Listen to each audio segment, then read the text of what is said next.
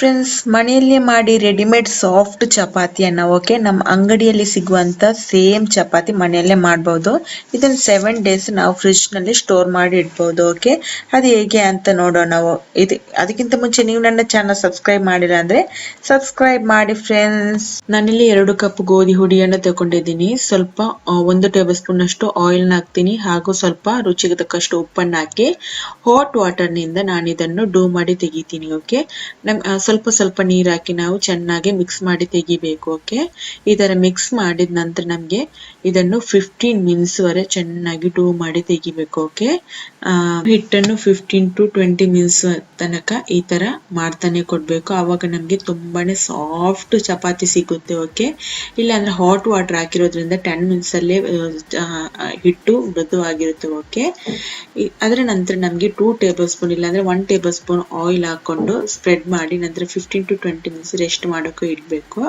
ನಂತರ ನಾವು ನೋಡುವಾಗ ಈ ತರ ಸಿಗುತ್ತೆ. ನಮ್ಮ ಬೆರಳಿಗೆ ಅಂಟಿಲ್ಲ ಅಂದ್ರೆ ನಮ್ಮ ಹಿಟ್ಟು ಸರಿಯಾಗಿದೆ ಅಂತ ಅರ್ಥ. ಓಕೆ, ಇನ್ನು ನಮ್ಮ ಚಪಾತಿ ಹಿಟ್ಟು ರೆಡಿ ಆಗಿದೆ. ಸ್ಮಾಲ್ ಬಾಲ್ ತರ ಒಂದೊಂದು ಚಪಾತಿಗೋಸ್ಕರ ಸಪರೇಟ್ ಬಾಲ್ಸ್ ಮಾಡಿಡೋಣ.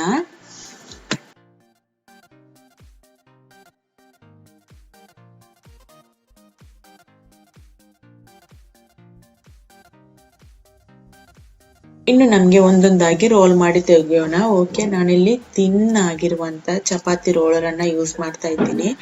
ಇನ್ ಕೇಸ್ ತಿಕ್ ಆಗಿರುವಂತದ್ದು ಯೂಸ್ ಮಾಡಿದ್ರೆ ನಮ್ಗೆ ರೌಂಡ್ ಶೇಪ್ ಅಲ್ಲಿ ಚಪಾತಿ ಸಿಗಲ್ಲ. ಇನ್ ಕೇಸ್ ನಿಮ್ಗೆ ರೌಂಡ್ ಶೇಪ್ ಅಲ್ಲಿ ಚಪಾತಿ ಸಿಕ್ಕಿಲ್ಲ ಅಂದ್ರೆ ನೀವು ಯಾವ್ದಾದ್ರು ರೌಂಡ್ ಶೇಪ್ ನ ಸ್ಟೀಲ್ ಪ್ಲೇಟ್ ಅನ್ನು ಉಪಯೋಗಿಸಬಹುದು ರೌಂಡ್ ಶೇಪ್ಗೋಸ್ಕರ.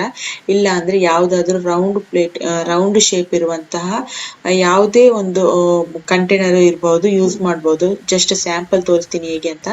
ಈ ತರ ಯೂಸ್ ಮಾಡಬಹುದು. ಇದರಿಂದ ನಮ್ಗೆ ರೌಂಡ್ ಶೇಪ್ ಆಗಿ ಸಿಗುತ್ತೆ. ಬೇಕಾದ ಸೇಮ್ ಕನ್ಸಿಸ್ಟೆನ್ಸಿಯಲ್ಲಿ ರೌಂಡ್ ಆಗಿ ಸಿಗುತ್ತೆ. ಆವಾಗ ನಮ್ಗೆ ಚಪಾತಿ ಹುಬ್ಬು ಬರೋಕೆ ತುಂಬಾನೇ ಸಹಾಯ ಮಾಡುತ್ತೆ. ಅಂದ್ರೆ ಎಲ್ಲಾ ಕಡೆನೂ ಸೇಮ್ ಆಗಿ ರೋಲ್ ಆಗಿರುತ್ತೆ ಅದಕ್ಕೆ ಹಾಗೇನೆ. ಓಕೆ, ಇನ್ನು ಎರಡನೇದು ಹಿಟ್ಟು ಹಾಗೇನೆ ತೋರಿಸ್ತಾ ಇದ್ದೀನಿ. ಚಪಾತಿ ಮಾಡ್ಕೊಂಡು ಎಲ್ಲಾ ಬಾಲ್ಸ್ ಅನ್ನು ಕೂಡ ಈ ರೀತಿ ರೋಲ್ ಮಾಡಿ ರೌಂಡ್ ಶೇಪ್ ನಲ್ಲಿ ಮಾಡ್ಕೊಂಡು ಬನ್ನಿ.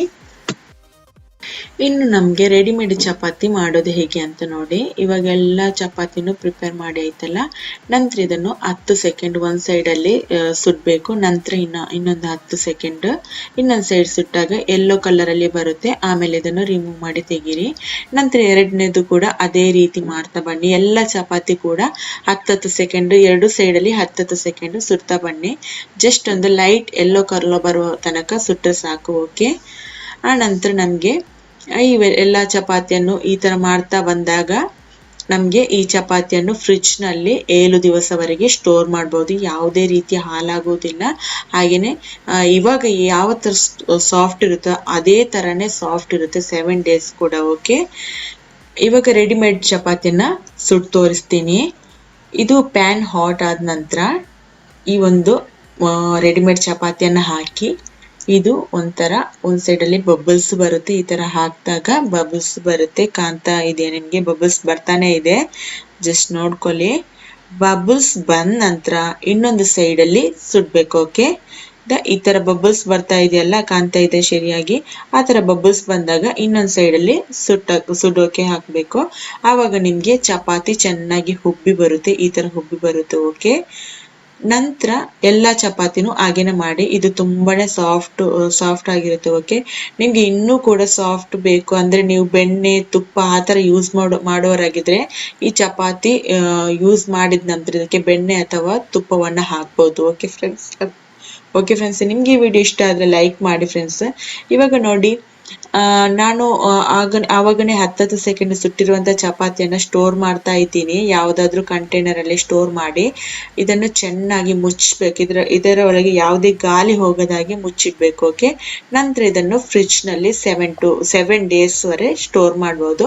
ಬೇಕಾದಾಗ ತೆಗೆದು ಯೂಸ್ ಮಾಡಬಹುದು. ಓಕೆ, ನಿಮ್ಗೆ ಈ ವಿಡಿಯೋ ಇಷ್ಟ ಆದ್ರೆ ಸಬ್ಸ್ಕ್ರೈಬ್ ಮಾಡಿ friends, and don't forget to click the bell icon. Thank you for watching. Bye bye friends, see you again.